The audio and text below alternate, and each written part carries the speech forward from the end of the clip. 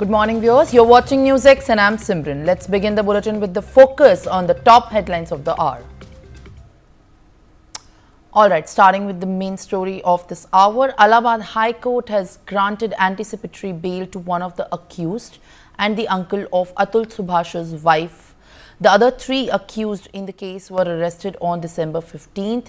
The order was passed by Justice Ashutosh Srivastava, who was hearing an anticipatory bail filed by Atul Subhash's wife and in-laws.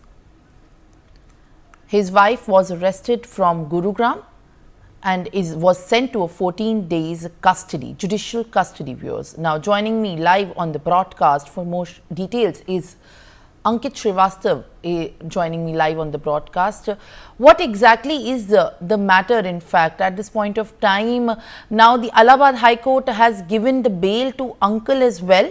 But Nikita Singhania and her mother continues to be in the judicial custody. When is the hearing that is now pending before the court, before a Bengaluru court from where they were arrested? जी बिल्कुल, Atul Subhash suicide मामले में Allahabad high court में अतुल सुभाष की wife, उनके जो mother थी, साथ ही उनके जो भाई थे और उनके जो चाचा थे, इन सभी ने इलाहाबाद हाई कोर्ट में एक रिट दाखिल की थी, जिसमें मांग की थी कि उनको बेल दिया जाए, क्योंकि इनको गलत तरीके से फंसाया गया है। एक सुसाइड नोट के द्वारा और साथ ही एक जो वीडियो वायरल हुआ, उसके जरिए जो है उनको फंसाया गया था, इसी के कहना था।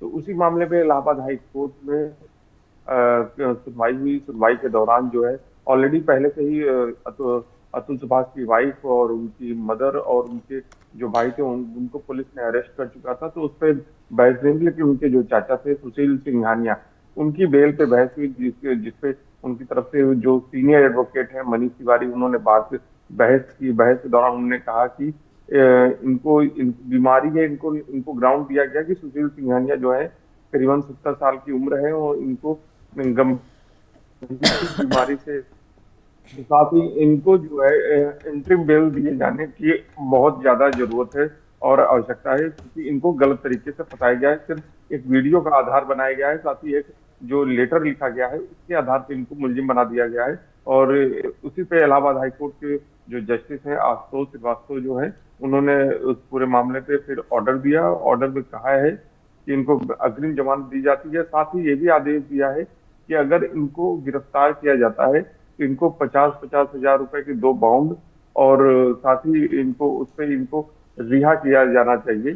तो ये इलाहाबाद हाईकोर्ट का एक बड़ा आदेश हुआ, जिससे सुशील सिंघानिया को एक बड़ी राहत मिली है इलाहाबाद हाईकोर्ट से। Amit Srivastava, thank you for adding these details and sharing more information.